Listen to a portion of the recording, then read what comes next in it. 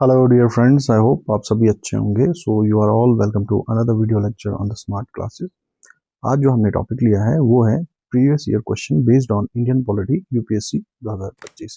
तो कुछ क्वेश्चंस लिए हैं हमने इंडियन पॉलिटी को लेके जो पूछे गए हैं, जो 2025 का यूपीएससी प्रीलिम्स था उसमें इन क्वेश्चंस को पूछा गया है। तो ये वीडियो लेक्चर उन सभी एस्पायरेंट के लिए काफ़ी इंपॉर्टेंट होने वाला है जो किसी भी कॉम्पिटिटिव एग्जाम की तैयारी कर रहे हैं या अपियर होने जा रहे हैं। तो शुरू करते हैं हम आज का अपना ये वीडियो लेक्चर।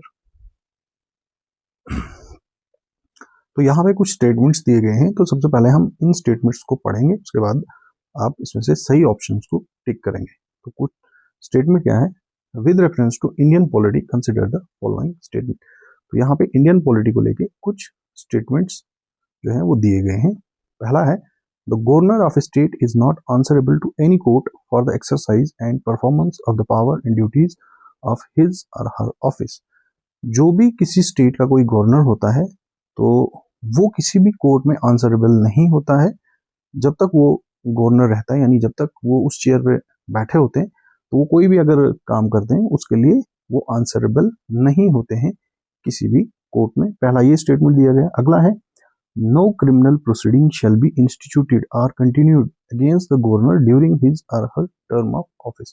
तो कोई भी क्रिमिनल प्रोसीडिंग जो है किसी भी गवर्नर के अगेंस्ट जो है वो शुरू नहीं की जा सकती है जब तक वो ऑफिस में होते हैं। तो ये हो गए दो स्टेटमेंट। तीसरा स्टेटमेंट है, member of state legislator are not liable to any proceeding in any court in respect of anything said within the house. उसके अलावा जो मेंबर ऑफ लेजिस्लेटर्स होते हैं यानी एमएलएज होते हैं, अगर वो कोई भी चीज असेंबली में कहते हैं तो उनके खिलाफ कोई भी तरह की कार्रवाई नहीं की जा सकती है किसी भी कोर्ट में अगर कोई भी बात वो असेंबली के अंदर रखते हैं, यानी उनको एक तरह की इम्यूनिटी होती है। तो ये तीन तरह के स्टेटमेंट्स दिए गए हैं, इनमें से सही कौन सा है? इसका सही ऑप्शन होगा आपका ऑप्शन डी, यानी ये जो तीनों स्टेटमेंट्स हैं बिल्कुल सही है। तो पहला जो पूछा गया था गवर्नर को लेके, as per the article 361 the governor is not answerable to any court for action taken in the course of their official duties। तो जब भी जो गवर्नर कोई भी ऑफिशियल ड्यूटी जब वो निभाते हैं तो उसके लिए वो जो है लाइबल नहीं होते हैं, यानी किसी भी कोर्ट में उनको जवाब देने की कोई जरूरत नहीं पड़ती है। और ये होता है कौन सा?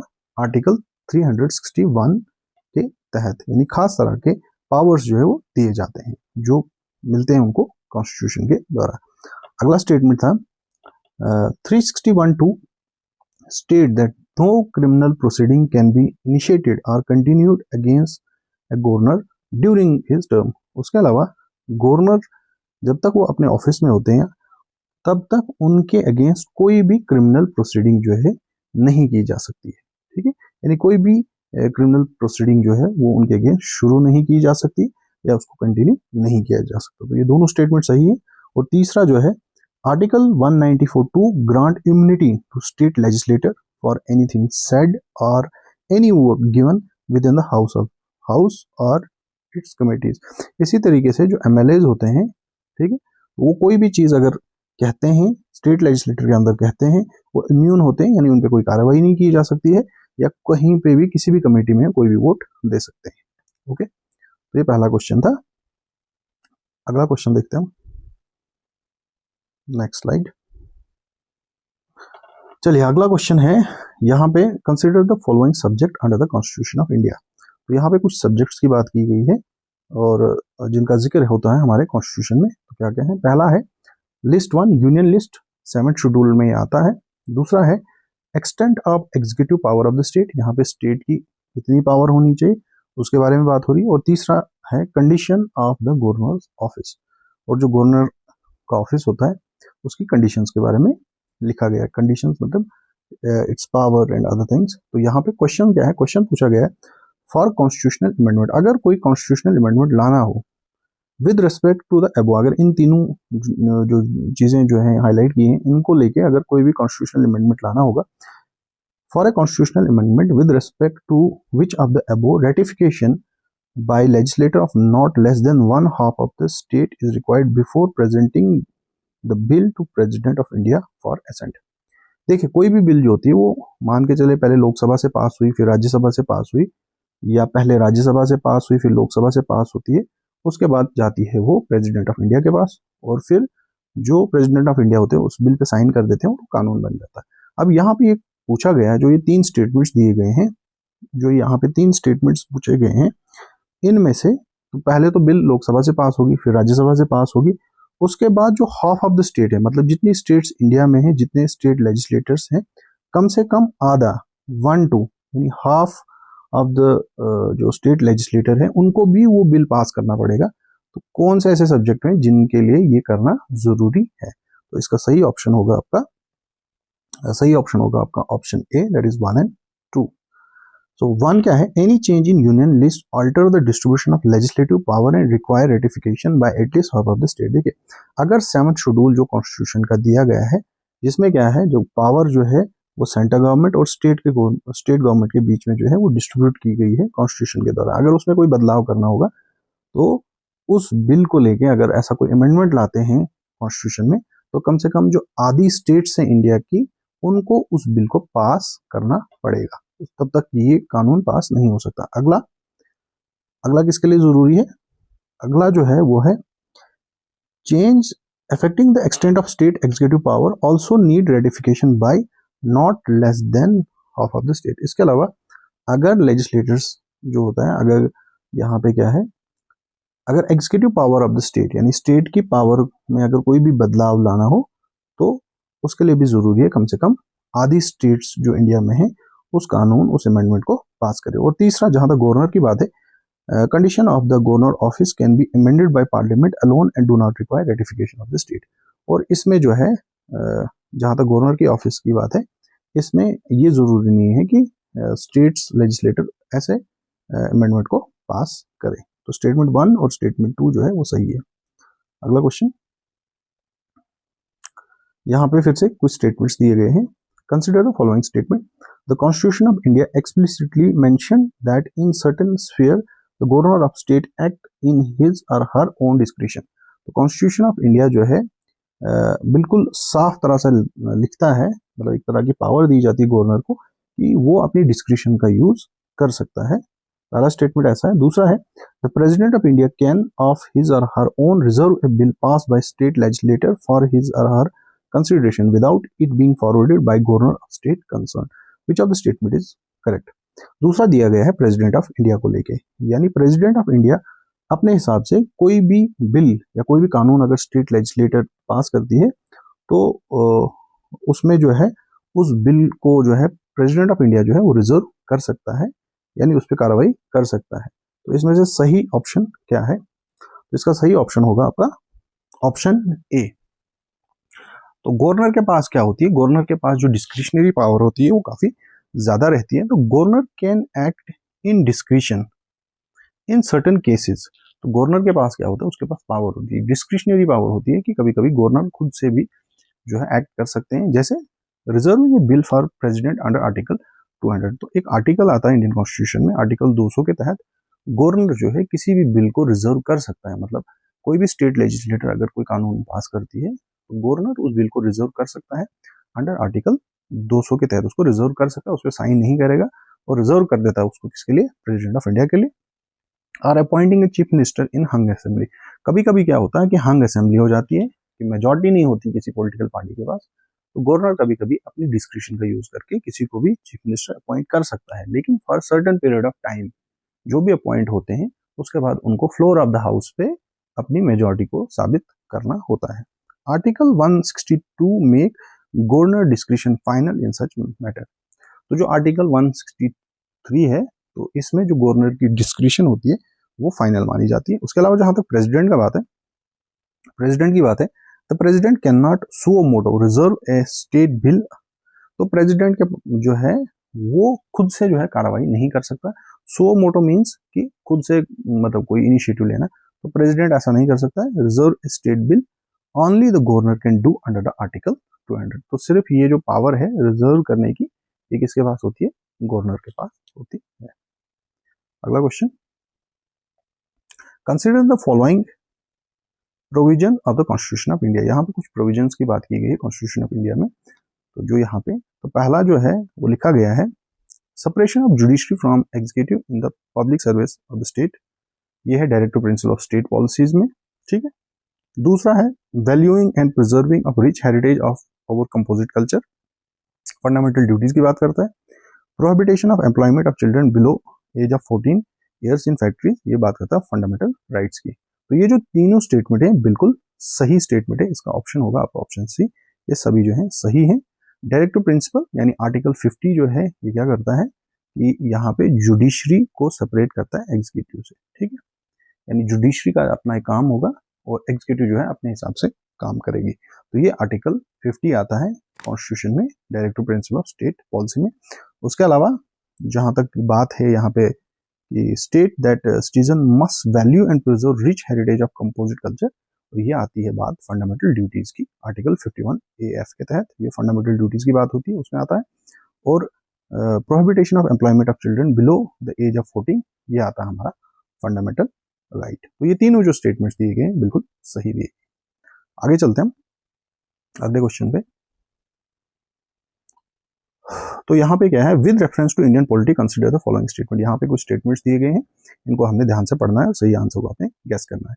N ordinance can amend any central law, यहाँ पे बात हो रही है ऑर्डिनेंस की, वो किसी भी सेंट्रल लॉ को जो है अमेंड कर सकता है। दूसरा है an ordinance can abridge a fundamental right, तो अगर कोई भी ऑर्डिनेंस लाया जा सकता है, किसी भी फंडामेंटल राइट को हम हटा सकते हैं, ऐसा लिखा गया है। तीसरा है an ordinance can come into effect from a back date, तो कोई भी अगर हमने ऑर्डिनेंस लाना हो तो वो बैक डेट से आ सकता है, यानी किसी भी डेट से उसको लाया जा सकता है। इसमें से सही ऑप्शन क्या होगा, सही ऑप्शन होगा आपका ऑप्शन 1 एंड ऑप्शन 3। ऑर्डिनेंस क्या होता है, an ordinance is a temporary law issued by president, तो ये जो होता है टेम्परेरी लॉ होता है, इसको इशू कौन करता है, इसको इशू करता है प्रेसिडेंट ऑफ इंडिया, तो ये करता है अंडर आर्टिकल 123 के तहत। और गवर्नर के पास भी ऐसी पावर होती है, वो कोई भी ऑर्डिनेंस इशू कर सकते हैं आर्टिकल 213 के तहत। When legislator is not session, कभी कभी क्या होता है जो विधानसभा होती है या जिसको हम स्टेट लेजिस्लेटिव असेंबली भी कहते हैं या पार्लियामेंट ऑफ इंडिया होता है, अगर वो सेशन में नहीं है तो किसी कानून की जरूरत पड़ती है या कोई इमरजेंसी आ जाती है, तो उस वक्त देश के प्रेसिडेंट या गवर्नर अगर स्टेट में वैसी जरूरत पड़ती है ऑर्डिनेंस ला सकते हैं अंडर आर्टिकल 213 और 123 के तहत। When legislator is not in session it hold the same force as regular law, तो इस ये बिल्कुल एक जिस तरह एक नॉर्मल लॉ होता है वैसे ही ये लॉ होता है, but must adhere to constitutional limit, लेकिन बार बार इसको लाया नहीं जा सकता है, एक लिमिट रखी होती है हर चीज की, मतलब बार बार इसको नहीं लाया जा सकता ऑर्डिनेंस को। तो पहला तो हो गया कि an ordinance can amend any central law, बिल्कुल सही है कि ऑर्डिनेंस के जरिए किसी भी सेंट्रल लॉ को अमेंड किया जा सकता है। दूसरा जहां तक है an ordinance can abridge fundamental right, ये स्टेटमेंट जो है वो सही नहीं है, क्योंकि फंडामेंटल राइट्स को कोई भी ऑर्डिनेंस के जरिए उसको हटाया नहीं जा सकता है, ठीक है, ये गलत है। और तीसरा स्टेटमेंट जो है कि ऑर्डिनेंस को हम बैक डेट से भी ला सकते हैं, बिल्कुल बैक डेट से लाया जा सकता है। आगे चलते हैं अगले क्वेश्चन पे। With reference to India consider the following, अब इंडिया को लेके कुछ यहाँ पे स्टेटमेंट्स दिए गए हैं, आपने देखना है। पहला है इंटर स्टेट काउंसिल, दूसरा है नेशनल सिक्योरिटी काउंसिल और तीसरा है zonal council. How many of the above were established as a part of provision of the constitution of India, कितनी ऐसी ये बॉडीज हैं जो इसके जरिए एस्टैब्लिश की गई हैं, यानी उनका जिक्र किया गया है कॉन्स्टिट्यूशन ऑफ इंडिया में, जिक्र किया as per the provision of constitution of India.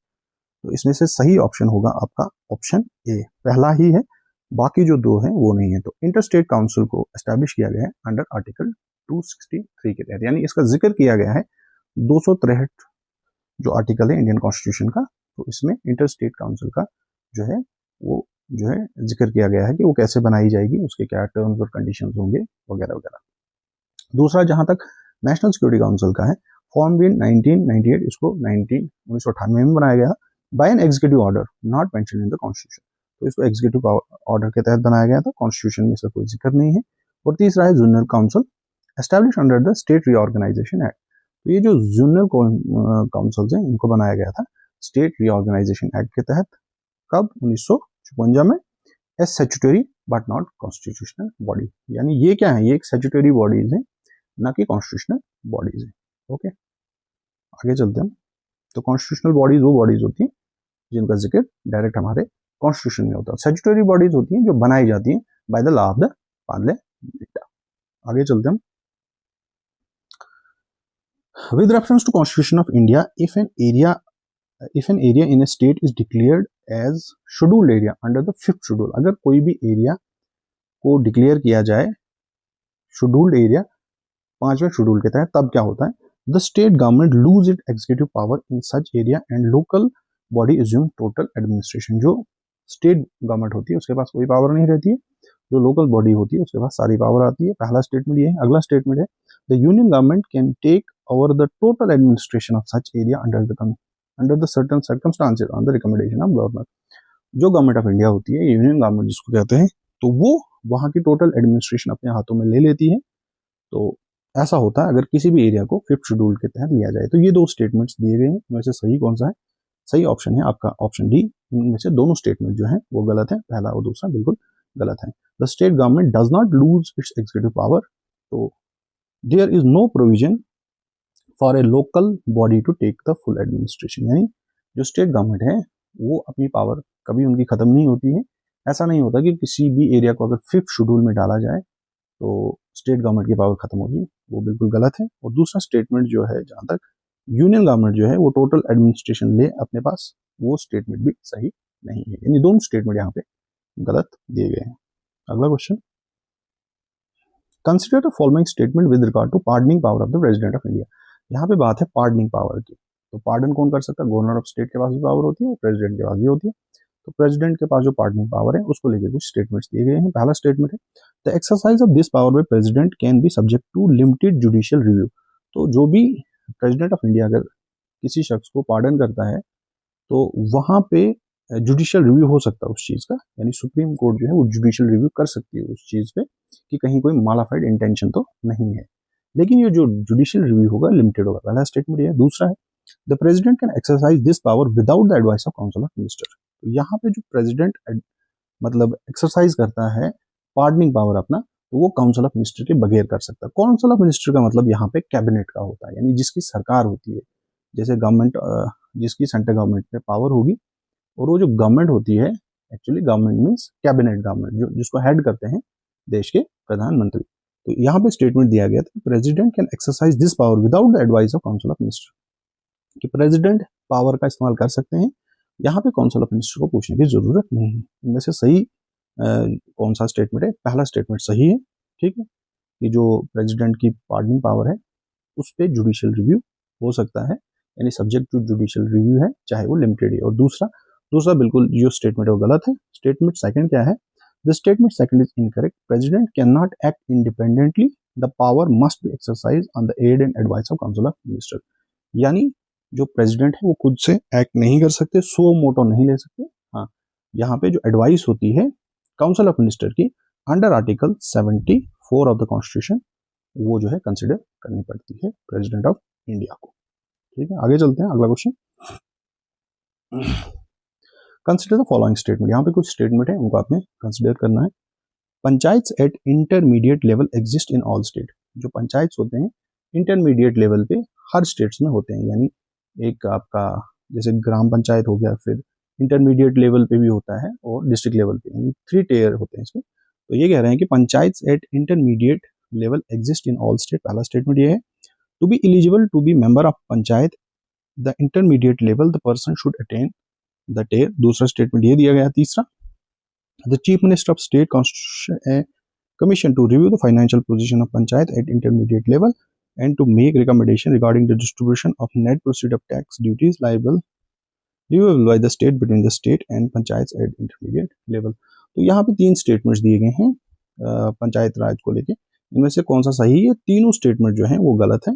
पहला कि इंटरमीडिएट लेवल पे हर स्टेट में पंचायत होती हैं, ये बिल्कुल गलत है। हर स्टेट में अलग अलग पैटर्न है। दूसरा, इनकरेक्ट, मिनिमम एज की जहां तक यहाँ बात की गई है वो भी सही नहीं। और तीसरा स्टेटमेंट है, state finance commission is not constituted by governor nor chief minister. जो स्टेट फाइनेंस कमीशन होता है पंचायत को लेके, ना तो इसको चीफ मिनिस्टर बनाते हैं और ना ही जो है गवर्नर इसको जो है कॉन्स्टिट्यूट करता है। अगला क्वेश्चन, यहाँ पे बात हो रही है इन इंडिया, कुछ स्टेटमेंट्स दिए गए हैं, उनको आपने ध्यान से देखना है। In India state government have the power for making rules for grant of concession in respect of extraction of minor mineral even though such mineral are located in their territory. तो यहाँ पे बात हो रही है माइनर मिनरल्स की, ठीक है, माइनर मिनरल्स की जो स्टेट के अंदर होते हैं। तो स्टेटमेंट दिया गया है कि स्टेट गवर्नमेंट जो है उसके पास कोई पावर नहीं होती है कि अगर जो माइनर मिनरल्स हो, अगर उनकी एक्सट्रैक्शन करनी हो, उनकी खुदाई करनी हो, उनको निकालना हो, तो स्टेट गवर्नमेंट के पास ऐसी कोई पावर नहीं होती है कि वो उनको निकाल सकते हैं। अगर ऐसा हो कि अगर उनकी स्टेट में ही मिनरल्स पाए जाएं तब भी स्टेट जो है ऐसा कानून पास नहीं कर सकती। पहला ये स्टेटमेंट है। अगला है, in India the central government has the power to notify minor mineral under the relevant act.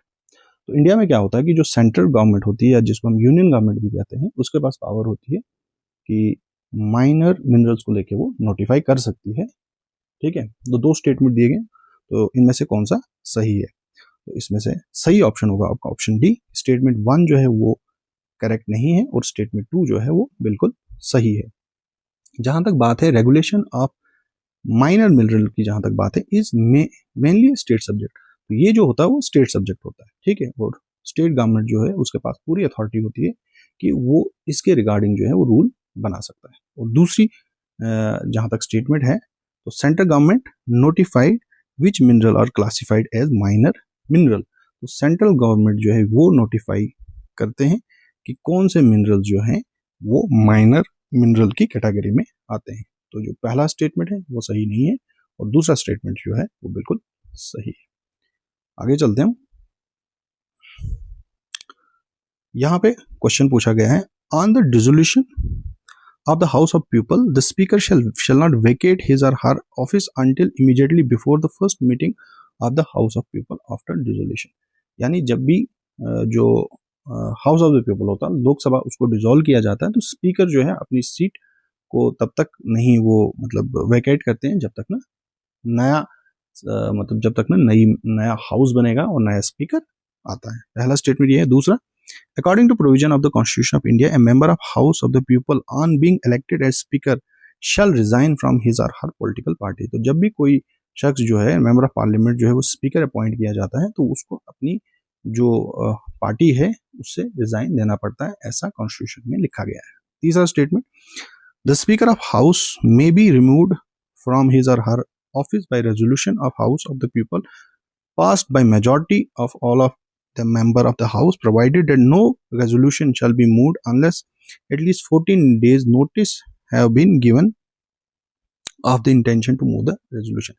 तीसरा स्टेटमेंट है कि जो स्पीकर ऑफ द हाउस है, यानी लोकसभा के जो स्पीकर हैं, उनको रिमूव किया जा सकता है अगर लोकसभा मेजॉरिटी से जो एक रेजोल्यूशन वो पास करे, और पास करने से कम 14 दिन का वो समय दिया जाता है, नोटिस सर्व किया जाता है कि ऐसा रेजोल्यूशन लाया जा सकता है। तो इसमें से कौन सा स्टेटमेंट सही है?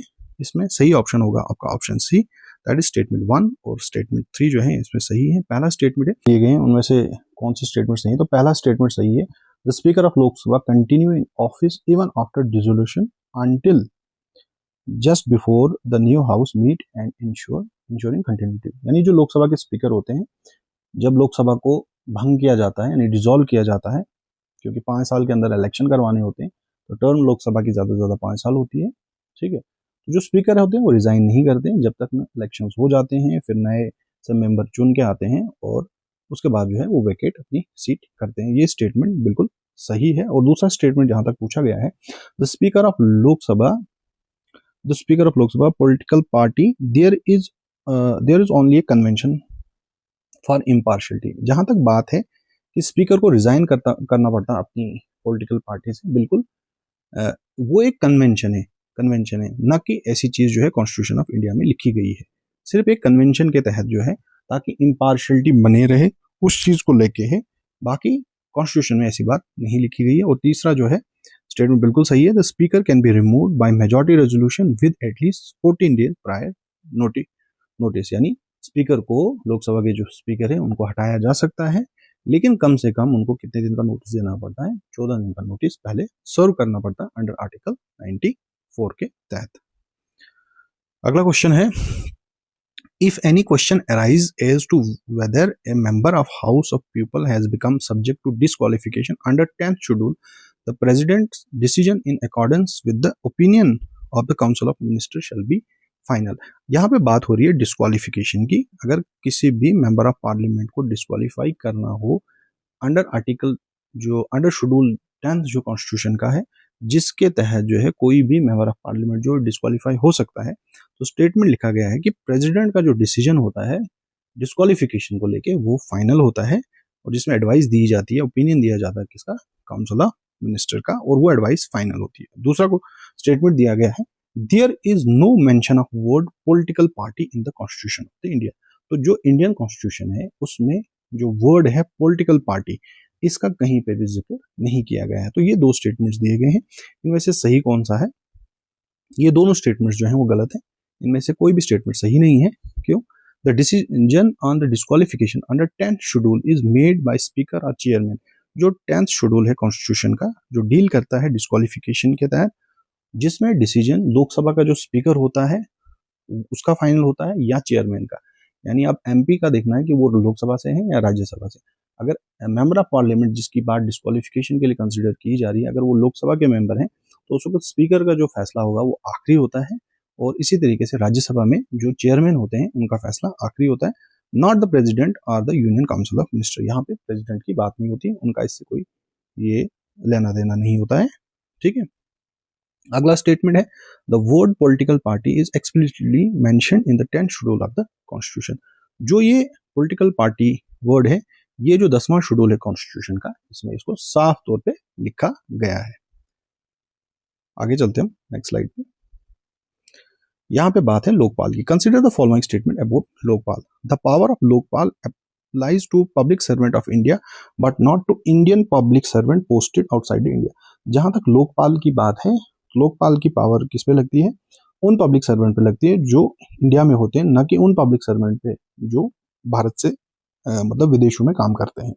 पहला स्टेटमेंट ये है। दूसरा है, द चेयरपर्सन और member shall not be member of Parliament और member of legislator of any state और union territory and only chief justice of India whether incumbent और retire has to be its chairperson. तो जहां तक chairperson अगर हो, लोकपाल का जो चेयरमैन होता है, चेयरपर्सन जो होता है, वो होना चाहिए चीफ जस्टिस ऑफ इंडिया ही होना चाहिए, चाहे वो इनक्यूबेंट हो, मतलब अभी सर्व कर रहे हो, या रिटायर हो गए होंगे। तीसरा स्टेटमेंट है, द चेयरपर्सन और member shall not be person of less than 45 of age on the date of assuming as chairperson और मेंबर एज केस में भी। तो कम से कम उम्र कितनी होनी चाहिए? कम से कम उम्र होनी चाहिए 45 की, चाहे वो लोकपाल का मेंबर बने या चेयरपर्सन बने। Corruption against sitting prime minister of India. तो यहाँ पे क्या होता है कि अगर जो देश के प्रधानमंत्री है, तो जो है उनके अगेंस्ट भी जो है कार्रवाई की जा सकती है अंडर लोकपाल। तो ये स्टेटमेंट्स दिए गए हैं, इनमें से कौन से स्टेटमेंट सही है? इसका ऑप्शन ए सही होगा कि स्टेटमेंट तीसरा जो है वो सही है, बाकी सही नहीं। पहला है, Lokpal jurisdiction include all Indian public servant even those posted abroad. तो लोकपाल की जहां तक जुरिडिक्शन होती है वो खाली इंडिया में नहीं होती है, इंडिया से बाहर भी जो सर्व कर रहे हैं वहां पे भी होती है।